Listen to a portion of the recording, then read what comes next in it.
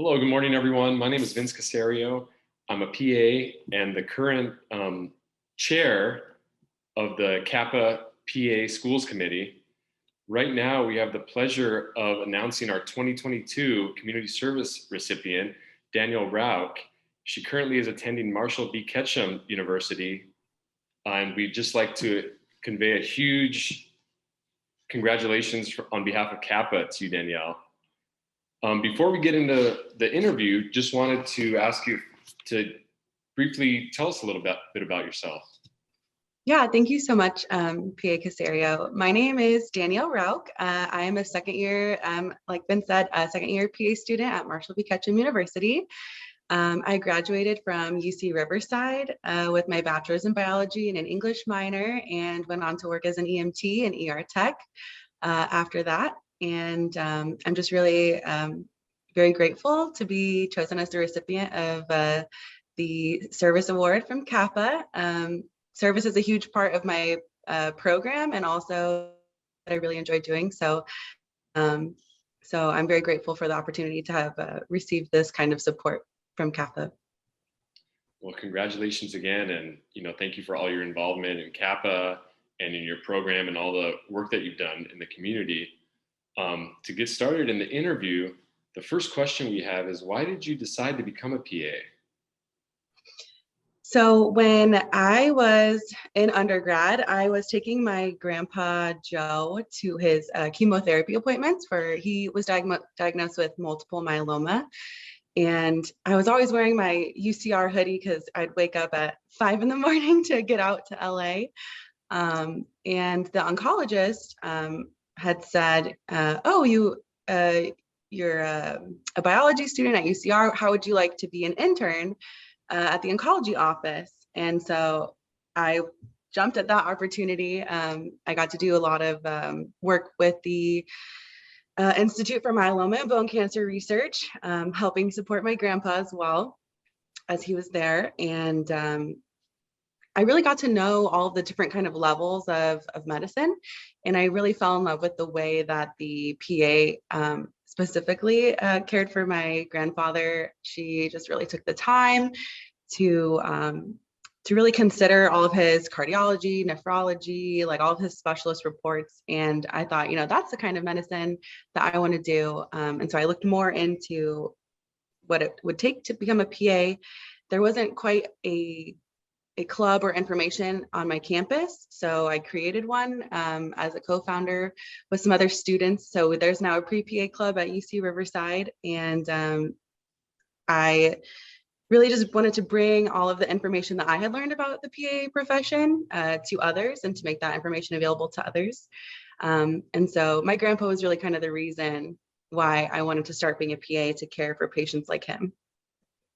Oh, that's wonderful. That's great that you were able to help him out, and it really opened you up to the PA profession, and that you were able to start your own pre-PA program at UCR. That's awesome. Thank you. Yeah, it's really rewarding. Very cool. Next question we have is, this is kind of a fun one. Who was the first person you told when you received the news that you had been selected for the scholarship? Well, I actually got the email while I was at work. I'm a second year student, and I'm currently rotating at a cardiology office. And so the first person I told was a classmate, because I saw the email and I was like, oh my gosh, I just couldn't hold it in. So I was very excited. And the next person I told was my mom. So I feel like that's who probably should have found out first. But yeah, so I told my mom, and she was very excited. Oh, that's great. And then can you just tell us some of the current community service activities or programs that you're part of? Absolutely. So I like to kind of categorize the service that I do into 3 categories. So one is for the profession. So to further the PA profession in that community, I am currently a mentor. MBKU has a pre-PA club where they pair first and second year PA students with pre-PA students. So last year I had 5 mentees, and this year I have 4 mentees, and I have a lot of unofficial mentees as well.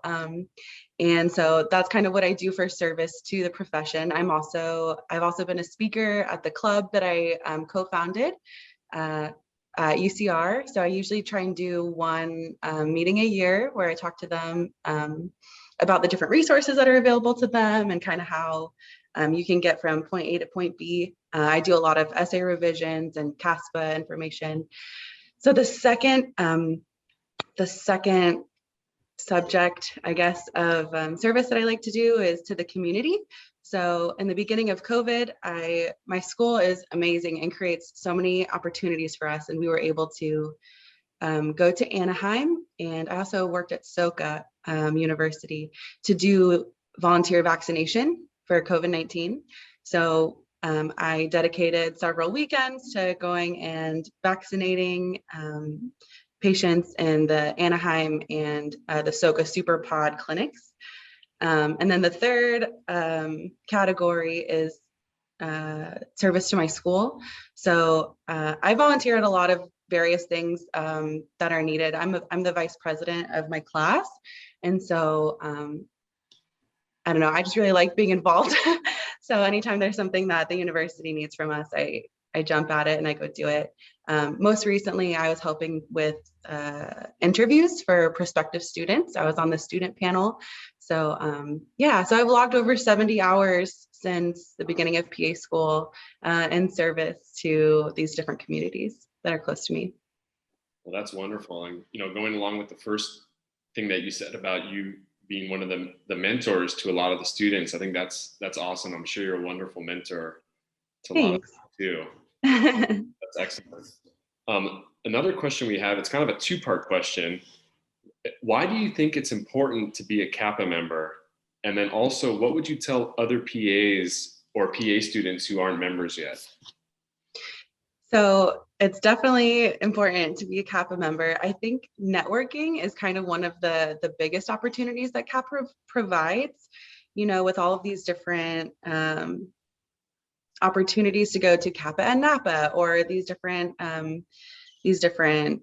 conferences. It really kind of makes this really big community seem very small and accessible. And it's just one of the best ways to get out there and to learn more about what kind of specialty you might want to do, or really just to learn more about the PA profession, because we're always learning. We don't know it all.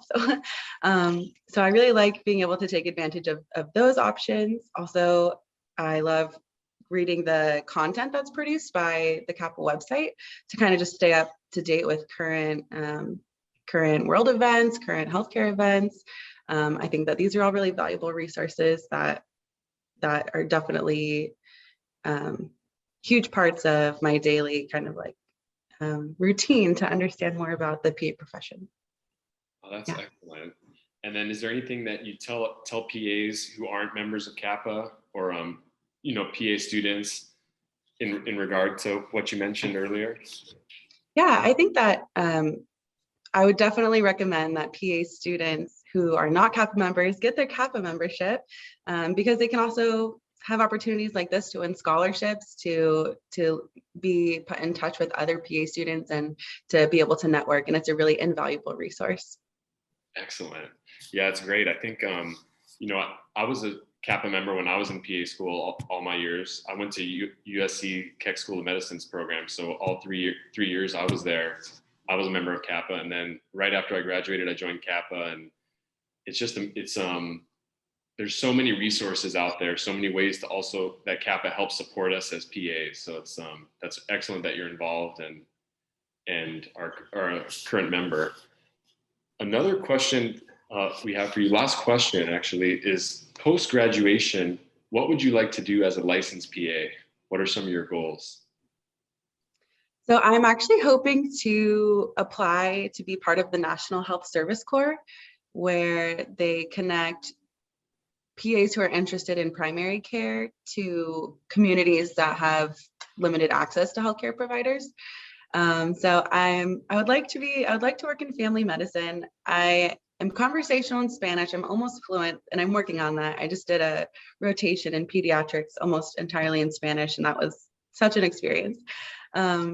as like a second language, learning medicine too. It's really great. But I think that I would like to work in a community that primarily speaks Spanish as a primary care to kind of really educate and work on follow-ups and kind of do all of that. So I think that's one of my biggest goals when I become a certified PA. That's excellent. I've known a lot of classmates and colleagues that received that scholarship and really, really enjoyed working with that population.